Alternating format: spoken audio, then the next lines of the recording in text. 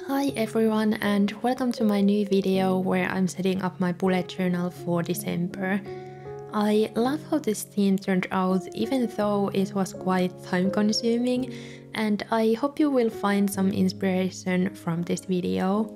Without further ado, let's start making my cover page. I wanted to do something cozy and wintry for my December setup, but actually had quite a difficult time coming up with the idea. But finally I decided to go for this illustration, which kind of reminds me a bit of my 2022 September theme. I started off by drawing the frame and I used a ruler this time because I wanted a bit cleaner look. To get some winter vibes in this cover page, I drew a little window with a wintry scene and added some cozy doodles on the table in front of it. I also wanted to draw this lace curtain on the top to give a bit more whimsical vibe, and I drew it very loosely to get that more drapey look. As December always reminds me of the upcoming Christmas time, I wanted my cover page to resemble that.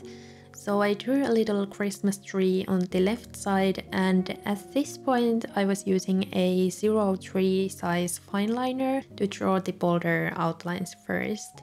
Usually I go for a 05 size, but I didn't want the outlines to be that thick this time because I felt like thinner outlines would work a bit better with the colored pencils I wanted to use later. When I was brainstorming for my theme, I asked some theme ideas from you over on my Instagram, and I got a lot of great suggestions, so I kind of combined them in this cover page. Gingerbread houses were a very popular suggestion and I tried sketching that, but I felt like I couldn't come up with an idea that would have worked well with the colors I wanted to use, so I did the house idea and added just regular gingerbread cookies in this cover page. I think drawing the houses inspired me to draw them on my monthly spread though, so stay tuned for that. Another popular idea was to draw a wintry forest, so that inspired me to draw that in the little window. I think this cover page illustration is very versatile as you can change up the doodles according to your own preference, and you could easily make it more Christmassy with some gnome doodles or change up the Christmas tree to something else if you want your cover page to be less festive. You can also do that by changing up the color scheme. Drawing this cover page took a really long time for me because I wanted to add quite a lot of little details, so I changed up to a thinner fineliner a couple times. I think I used the 01 size and later changed that to even thinner 005 size, so I would be able to draw the tiniest details like the little windows in the house. Sketching and drawing the outlines was definitely the easiest part of this cover page because I knew what I was doing. Usually I do a lot of sketching and color testing before I start making my cover page, but this time I was running out of time and just decided to go for it without having a clear plan. I think that was part of the reason why this cover page took me so long, and you will see later how I was struggling. Anyway, for the colors I decided to use mainly colored pencils, but I used a couple different markers as well, like the lightest shades of my Crayola Colors of the World markers. I think I used the shade Light Almond for the table, but I kinda wish I had used the golden shade instead to get a more yellowish tone, as the color scheme ended up leaning more on the pink side. The sky in the window was definitely the part I struggled with the most, because it just didn't end up looking like I wanted. I started off by making a gradient, kind of like I did in my June cover page earlier this year, as it worked really well with that theme and I used the same colors as I did back then. Somehow I didn't realize that the winter sunsets look a lot different than summer ones, so I probably should have used warmer shades for making the gradient, so it would have looked more orange instead of a weird purple. At least I know now what I should do differently next time, and I think this cover page did turn out okay in the end still, even though it didn't look exactly like I wanted. Testing out the colors beforehand would have definitely saved some time and my nerves, but sometimes you just need to go for it instead of being too careful, I guess. I struggled a lot with the other colors I wanted to use as well, so I started with coloring the parts that felt like the easiest for me. Gingerbread cookies, for example, are always brown, so they were a lot easier to color than the curtains, which could be any color in the world. I thought that coloring the sky first would make choosing the rest of the colors easier, but now I think I should have left it to be the last thing to color because I probably wouldn't have struggled as much. So definitely try that out and see how it goes if you end up recreating this. Anyway, here you can see that I colored the curtain with some brown and grey shades, but I actually ended up changing that later because it looked too boring.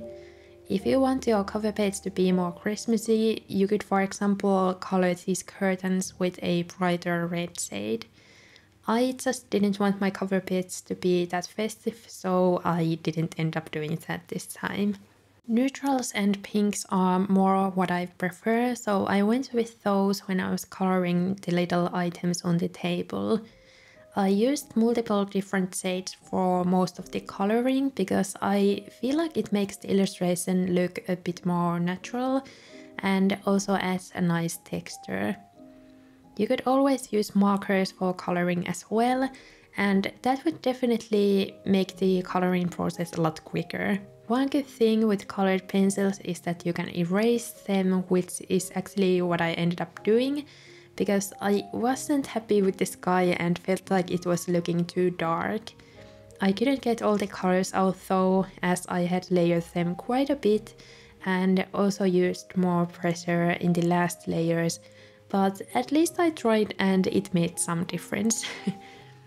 I was again struggling with the teapot and cup, so I actually ended up erasing the colors a couple times again to get the look I wanted, and I'm happy that I decided to use colored pencils, so I was able to do that. I also did the erasing on the first layer, so I was able to change the colors quite well with these ones. I think I cut some parts of that out of the video though, because it was getting very long. And I also couldn't come up with enough topics to talk about, so just know that I was struggling more than what it can seem in the video. Anyway, I had almost 7 hours of footage, so that's why this video is a little bit longer as well, but I hope you don't mind that. Usually my setups take about 4 to 5 hours, so this theme was definitely more on the time consuming and drawing heavy side, but I had a lot of fun with it while I was filming, especially after I was done with my cover page. After I had colored most of the illustration, I started salvaging the sky situation and added some color back to it, and you will see me doing that later as well after I was done with everything else. I think the reason why I was struggling with the teapot and cup was that they easily started to blend in with the table when I was coloring them, so I decided to color just some parts of the cookie tray with grey so I could avoid doing that again. I also tried to add a bit more shadows and details on the table to make it stand out a bit more. Finally, I colored the moon with my trusty old gold jelly roll from Sakura because I love how it looks on the pages, and I added that on the cup and teapot as well. I think this made a big difference and was the color I was looking for, as it looked really nice on the teacup. For the wall, I decided to just use some warm grey tones because I had already used quite a lot of different colors and I didn't want this illustration to be too busy, and a brown color would have made it look too flat. Of course, I also decided to add some highlights with my white gel pen, which I actually haven't done that much as I used to, but now I felt like this illustration really needed the highlights. I also wanted to add some shadows on the wooden table because I felt like it was looking a bit too flat and I wanted the items to stand out a bit more. For this I used a bit more grayish brown shade as the shadows tend to look more cool toned, I guess. My cover page is now almost done, and at the time I was filming this video I felt like something was missing still, but I didn't end up adding anything because I was a bit scared of ruining it.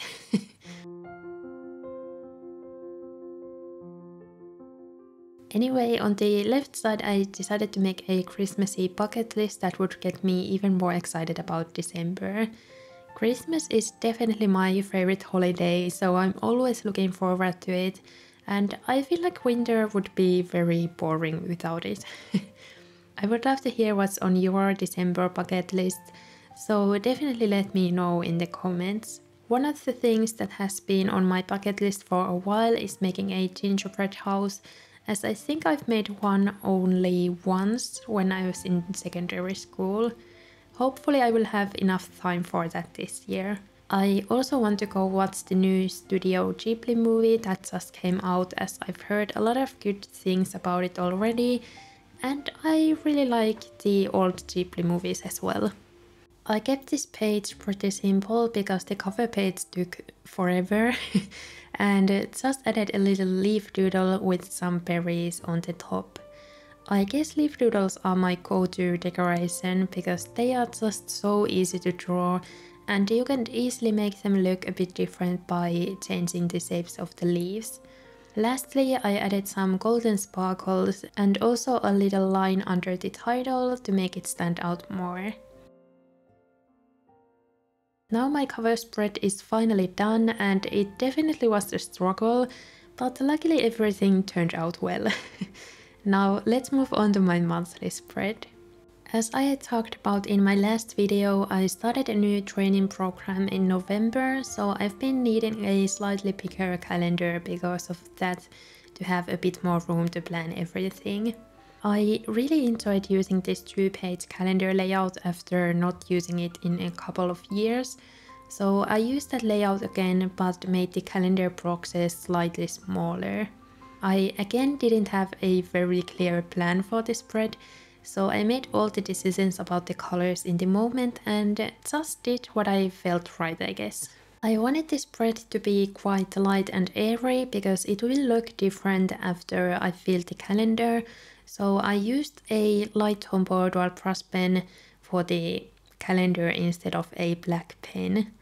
This way the house decorations would stand out a little bit more as well.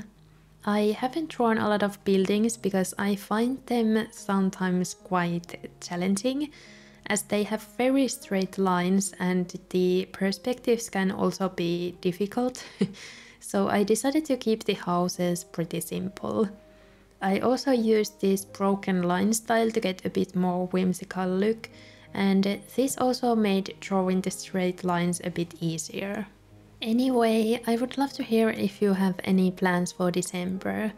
I'm going to be quite busy as I have to set up my new bullet journal and also my January setup, and I attend the training program on the weekdays, so we will see how my uploading schedule will go, but I will try my best to be on time with everything. I've also set up a completely new journal that I'm not using for bullet journaling, and I have a video coming up about that soon. Hopefully I can get that uploaded sometime in December as well. Anyway, if you would like to see those videos, remember to subscribe if you haven't already, so you will get notified once I upload them. I will start to plan my 2024 bullet journal setup very soon, and if you have any thoughts about the style I should go for, let me know in the comments. I think I will try to do something simple but still decorative, and I would love to try out some new ways of decorating the spread, so we will see what I will come up with. Anyway, instead of making the little houses look like gingerbread houses, I decided to use some pastel colors for coloring because I wanted a bit more colorful look, I guess. I also added some details with darker colored pencils, like some panels on the walls, if that's what they are called, I don't know. I think this turned out really cute, and again, if you want something more Christmassy, you could easily make this look like gingerbread houses by coloring them with brown and then adding some details on top with a white gel pen. I decided to color the little windows with a dark blue color because I felt like these houses needed a bit more contrast, and yellow, for example, wouldn't have shown up as well. Next, I decided to make something interesting on the empty right side, and I was inspired by my last year's flip out that I made on my calendar spread, as that was really helpful with planning out my video making schedule.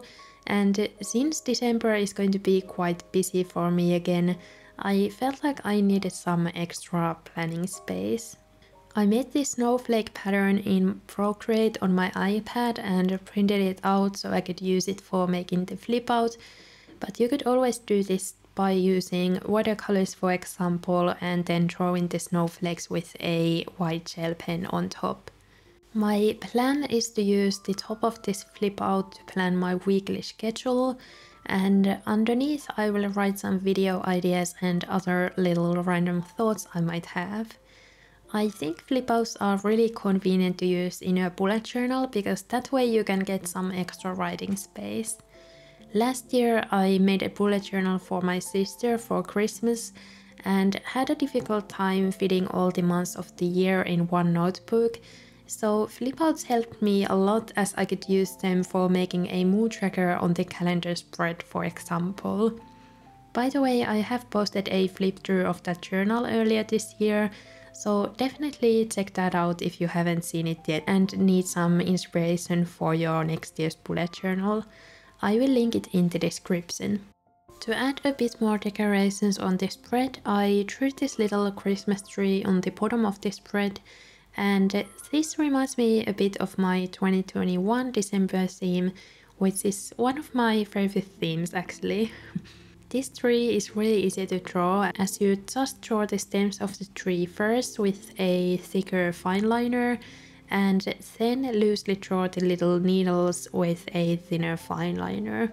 I used colored pencils again to color the tree, but Tombow brush pens work really well too, and I used that on my cover page.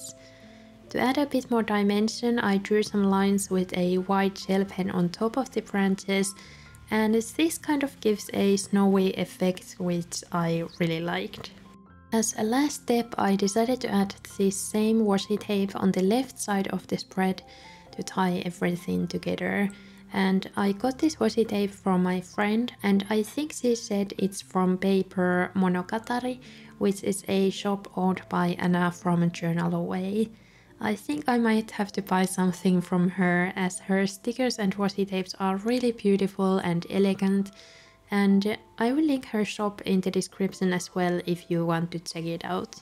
Anyway, now we are making my tracker spread, and as I didn't want to draw the calendar grids by hand for my mini calendars, I again decided to use some grid paper for them. I used this neutral one, which is from a notepad that I bought from Berlin, and then I used a light blue grid paper that I made myself and printed out. I really liked these colors together, and this was a good way to tie the color scheme together with the previous spread. I'm once again tracking the same habits as I did last month, and I thought now would be the perfect time to give you an update on my sweater that I've been knitting. I actually just finished it yesterday, and I love how it turned out. I would love to show you a picture, but it's still drying, so I can't wear it right now, but I will try to remember to show it later, maybe on my Instagram stories, so stay tuned for that if you would like to see it. On the right side, I made my mood tracker and used my all-time favorite layout where I have a box for each day, and I will fill it in with a doodle or two that describe my day. This is the only mood tracker that works for me because I don't have to color it in, as I can use the same black pen to fill it in that I use for every other spread as well. If you've been struggling with mood trackers, definitely give this one a try. Mood trackers that you have to color in look really beautiful, and I would love if they worked for me as well, but it's just not functional for me, and I found myself forgetting to have the right colors with me or just forgetting to color it in at all. To make this mood tracker look a bit more decorative, I always like to decorate the center part with doodles. And this time I decided to draw a flat lay of a table where someone is baking gingerbread cookies and having a cup of tea or coffee. When I was brainstorming ideas for this theme, I drew a version of this on my iPad and really liked it, so I wanted to use it somehow in this theme, and the mood tracker was the perfect place for that.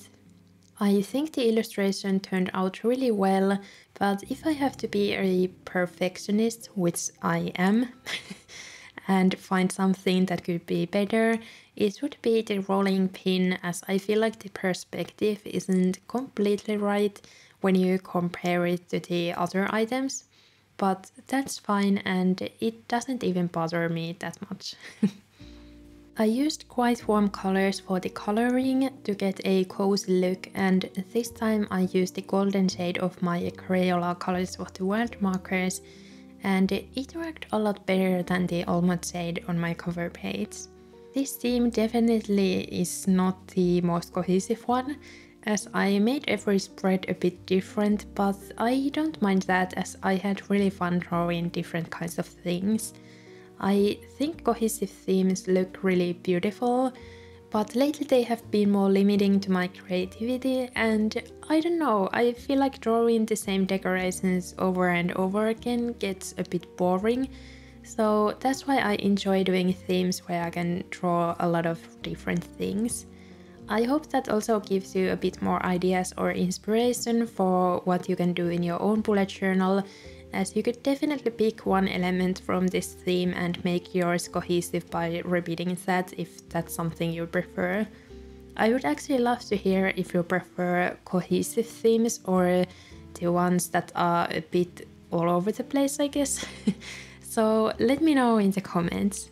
I really love how this illustration turned out, and I think it would have worked really well on the cover page as well. So if you prefer this one, definitely try that out. As the new year is approaching very soon, I've started to think about my January theme already, and if you have any ideas or themes you would like to see, leave them in the comments. Because I've been bullet journaling for 7 years now, coming up with themes is a bit more difficult as I've done so many already, so your ideas would help a lot. Next we are making my weekly spreads, and as always I decided to use a Dutch door layout to save some time and energy. Dutch door weeklies are my favorite, like you probably can tell, as I've been using them every month this year. It's nice when I have all the weekly spreads ready to go and I don't have to make them in the middle of the month, so that's why I like to do my weeklies this way. For the decorations, I decided to use the same snowflake paper that I used on my monthly spread, and I glued it down before I started making the layout, so choosing the other colors would be a bit easier. Because Christmas is approaching, I decided to dedicate the first spread of this Dutch door layout to Christmas planning.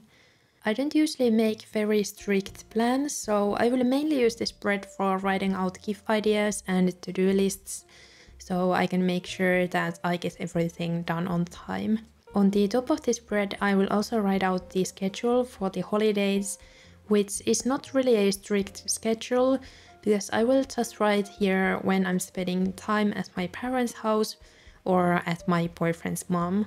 Oh, and I also have some room for writing out meal ideas, because as a vegan it can sometimes take a little bit more preparation to find or make some Christmas meals, so that's why I like to include this on my Christmas planning spread. I'm planning on making some vegan salmon logs from carrots, which actually is quite frustrating to make because you have to use a cheese slicer to make the carrot pieces thin enough, which is the reason why I only make it once a year. Anyway, on the bottom right corner I made a little pocket where I will put a little piece of paper where I'm going to be writing out some gift ideas. And these days I like to make some kind of pocket or envelope for that, so my friends and family don't see what I might buy or make for them. The best part of giving gifts is when you can see the person be genuinely happy and surprised about the gift, so I don't want to let them know what they are going to get beforehand. For the decorations I decided to go for this collage style again because I had been drawing a lot and wanted to save some time. I used some of this old book page printable because it was lighter than the actual old book pages I have, and then I added these cute little stickers from Och Monika on the top of the different papers. For my actual weekly spreads I used mainly this vertical box layout because it has a lot of writing space, so I can write down all the tasks I have to get done. I feel like this layout has been the most useful for me now that I'm studying again, so that's why I didn't change up the layouts as much as I usually do. For the second weekly spread I made this simple, more horizontal layout where I made every other box with this gingham pattern because I've been obsessed with that. I think it also worked out really well with the spread and the decorations and it made it look very cozy.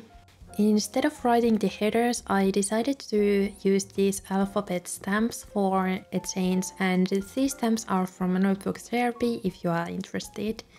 I love how they give this weekly a bit different look, and I don't know, maybe I should use these stamps more. Because I accidentally cut too many dot stores for my weeklies, I decided to use the last one for my monthly review, which I haven't done in a couple of months. I again didn't plan this layout beforehand, so I just wrote the usual headers and left out about 5 dots of writing space below them. We will see if that's enough. Anyway, now it's time for the final flip through, and I think this theme turned out really cute and cozy, and I can't wait to start using these spreads. I would love to hear what you think of this theme, and if you enjoyed this video, remember to leave a like and also a cookie emoji in the comments. Thank you so much for watching, and I hope to see you in my next video. Oh, and I also hope that you will have lovely holidays. Bye bye!